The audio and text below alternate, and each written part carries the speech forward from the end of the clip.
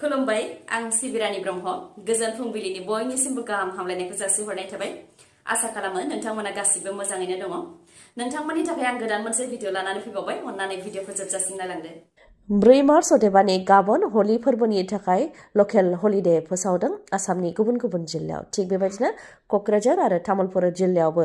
4 मार्चखौ लकेल holiday हिसाबै फोसावदों कक्राझार आरो तामुलपुर जिल्लानि सिङाव थानाय गुबुन गुबुन मावख'फोरजों लोगोसे सोलोंथाइ फसंथानफोरा गाबोननि सानाव बन्द थागोन नाथाय आनजादनि थाखाय फोसावजाखानाय माखासे सोलोंथाइ फसंथानफोरा बे अर्डारनिफ्राय रेहाय मोनगोन बा बे अर्डारा बाहायजानाय नङा हलिनि थाखाय बे लकेल हलिडेखौ गाबोननि सानाव फोसावनाय जादों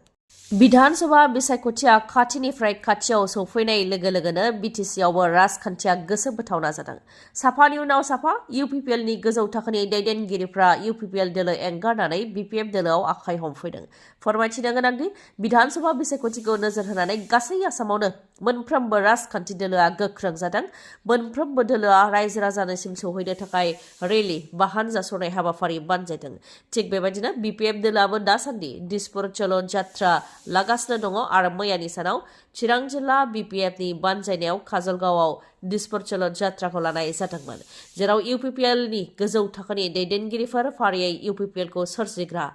जाय गोलाव समनिफ्रायनो UPPLनि सेक्रेटारिनि बिबान लानानै दंमोन मुङा मावथि ब्रह्म हाज'वारि बिथाङा UPPL दोलो एंगारनानै हाग्रामा महिलारिनि आखाइ हमबाय बिथांजों लोगोसे UPPLनि MCLA खाम्फा बरगयारि बिथाङाबो UPPL दोलोखौ एंगारनानै BPF दोलोआव फैबाय आरो प्रमद बर'नि OSD आरो इउथ दैदेनगिरि बा लाइमोननि आफादगिरि डक्टर सांग्रां ब्रह्मआबो UPPL दोलोखौ अरायनि थाखाय एंगारनानै मैयानि सानाव अफिसियेलि BPF राजखान्थि दोलोआव जयेन जाबाय फोरमायथिनो गोनांदि बिथांमोननि अनगायैबो डिस्ट्रिक्ट आरो ब्लकनि दैदेनगिरि आरो मावथिफोर फ्राय 500नि बांसिना मैयानि सानाव BPF दोलोआव जयेन जादों होननानै फोरमायथियो BPF दोलोनिफ्राय चिरां जिल्ला हिसाबै BPFआ सिगांनिफ्राय आरोबाव गोख्रोंसिन जासिनबाय होननानैबो फोरमायथियो बिथांमोनहा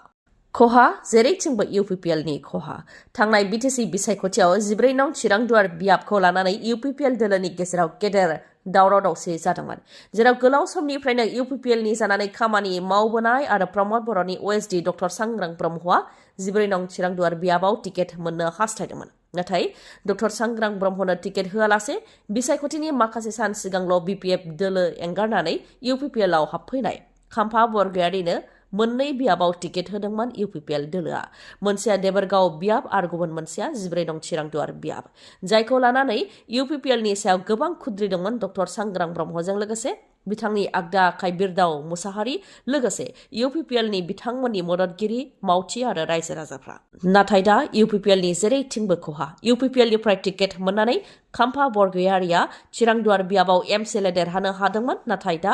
MCLA खाम्फा बरगयारिया UPPL दोलोखौ एंगारनानै हाग्रामा महिलारिनि आइथिं हमहैफिनबाय बेराफारसेथिं डक्टर सांग्रां ब्रह्मआबो 14 नं चिरां दुवार बियाबनिफ्राय टिकेट मोनैनि थाखाय UPPL दोलोखौ एंगारनानै दा BPF दोलोआव अफिसियेलि जयेन जाबाय ओजोंहाय बिरदाव मुसाहारियाबो BJP दोलोआव थांबाय आथिखालनि बे डिजिटेल मुगायाव सोर हौवा सोर हिन्जाव बेखौ सिनायनो गोब्राब जासै हौवाफोराबो समायना रमायना हिन्जावनि गाननाय जोमनाय गाननानै देलायनानै भिडिअ रिल्स फटक बायदि बानायो जायखौ नंगुबै हिन्जावफोरनिख्रुइबो साबसिन बा समायनासिन नुयो बेनिखायनो समायना सिख्ला साननानै मिथिया हसिया गोसो होफ्राङोबा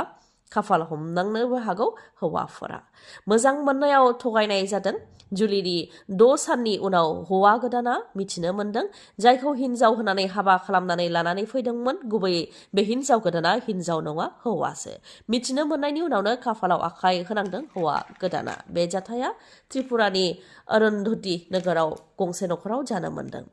जाथायनि सोमोन्दै नखरनिया फोरमायथिनाय बायदिब्ला थांनाय 5-6 बोसोर मोजां मोनज्लायनायनि उनाव जुलि खालामनानै लानानै फैदोंमोन नाथाय जुलि जानायनि 6 साननि उनाव मिथिबाय हिन्जाव गोदाना गुबैयै हिन्जाव नङा हौवासो बेनि उनावनो नखरजों लोगोसे ओनसोलाव गुदुं थासारि जाथायनि सोमोन्दै पुलिसनो मिथिहोनायनि उनाव पुलिसा फैनानै हिन्जाव गोदान बा जाय हौवा बेखौ एरेस्ट खालामनानै लानानै थाङो हिन्जाव गोदान बा जाय हौवाया गावखौ हिन्जाव होनानै जुलि खालामफैदोंमोन बेनि मुङा गुबैयै नयन दास नाथाय उफ्रा मुङा इसा हौवानिफ्राय जेसेबां बेसेन गोसा मबाइल सना रुफा लादोंमोन बेफोर गासैखौबो गथायफिनजोबगोन होननानैबो फोरमायथियो इसा बा नयन दासआ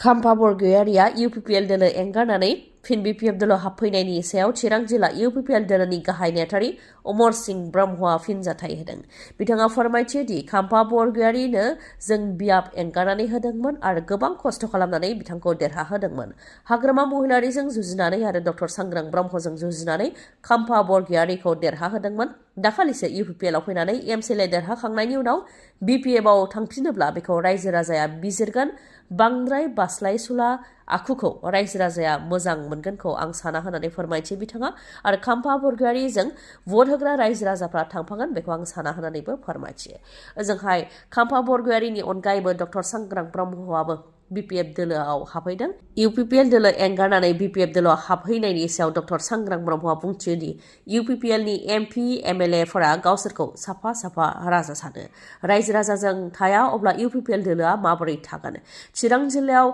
सानै MP दङ नाथाय बिथांमोना गावसोरनि बुध मिरुआवनो जेनो अब्ला UPPL दोलोनि थासारिया बोरै जागोन? बेनि अनगायैबो फेरेंगिया गावनि फिसाजोनो साख्रि होदों होननानैबो अजदखौ होयो। लोगोसे बुंथिबावोदि प्रमद बर'आ सोरखाराव थानाय समाव BTC गोरोबथा सानखौ खेबसेबो फालियाखै आरो देबरगावआव थानाय मुंख्लं खाम्फा बड'लेण्ड मार्टियार्स सिमिट्रियाव खेबसेबो थाङाखै। नाथाय हाग्रामा महिलारिया बिटिआर गोरोबथा सानखौ फालिनानै सागान होगिरिफोरखौ मान होदों। बेयो बिथांनि गेदेर खामानि होननानै फोरमायथियो डक्टर सांग्रां ब्रह्मआ। UPPL राजखान्थि दोलोआबो बिसायख'थिनि थाखाय थागथियारि जादों। जिल्ला बाइक रेलि, कार रेलि आरो आथिंजों हानजा सुरनाय हाबाफारि लादों UPPL राजखान्थि दोलोआ। थिग बेबायदिनो उदालगुरि जिल्ला लाइमोन UPPLनि बानजायनायाव बाइक रेलि लादों जेराव UPPL राजखान्थि दोलोनि गाहाय प्रमद बर' बिथाङाबो बे रेलियाव बाहागो लादों। बे रेलियाव बाहागो लानानै प्रमद बर' बिथाङा फोरमायथियो दि BTCआव थानाय मोन 15 बिधानसभा बियाबाव UPPL दोलोआ हारसिङैनो गेलेनो थाखाय थागथियारि आरो BTCनि बायजोआव मोनद' बियाबाव गेलेनो थाखाय थागथियारि होननानै फोरमायथियो। लोगोसे फोरमायथिबावो दि SRनि गेजेरजों गोबांनि मुङा दानजादों जाहाथे 18 बोसोर बैसोनि बांसिननि मुङा जाहाथे भटार लिस्टनिफ्राय दानजाया बेनि थाखाय बुंथियो प्रमद बर'आ। बेनि अनगायैबो थांनाय 5 बोसोर UPPLनि सोरखाराव गोजोन दंमोन नाथाय हाग्रामा महिलारि दैदेननाय BPF सोरखार फैनाय लोगो लोगो गोजोन गैयै थासारि फैफिनदों। न' सावनाय बेफोरबायदि थासारिया गिदिंबोफिनदों होननानै अजदखौ होयो प्रमद बर'आ। इराननि supreme leader Ayatollah Ali Khamenei थाग्रा कम्पाउन्डआव टार्गेट खालामनानै US आरो इजराइल जथायै गाग्लोबनायनि उनाव आयातुल्लाह आली खामेनेईजों लोगोसे बिथांनि नखरनिफ्रा जिउ खोमानायखौ लानानै पाकिस्ताननिफ्राय लानानै इरान हादरखौ मदद होग्रा गुबुन गुबुन हादरफोराव गोख्रोङै धरना होनाय जादों।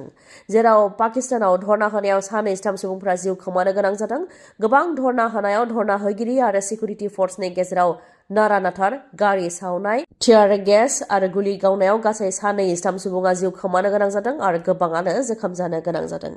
US आरो इजराइल जथायै इराननि गुबुन गुबुन जायगायाव गाग्लोबदों जायजों गोबां खहा जादों इरान हादरनिया। बिनि फिननाय होदों इरान हादरनिफ्रायबो इजराइल आरो USखौ मदद होग्रा हादरफोर जेराव मिलिटारि बेस दङ बिथांमोननि बेयाव टार्गेट खालामनानै इराननिफ्रायबो गाग्लोबदों जायजों USनि गोबां मिलिटारिफ्रा जिउ खोमानो गोनां जादों होननानै इराननिफ्राय दाबि खालामदों। इराननिफ्राय गाग्लोबनाय हादरफोर जेरै आबु धाबि, बाहरिन, कुवेत आरो गुबुन गुबुन हादरफोर जेराव US आरो इजराइलनि मिलिटारि बेस दं बैफोराव टार्गेट खालामनानै इराननिफ्राय गाग्लोबदों।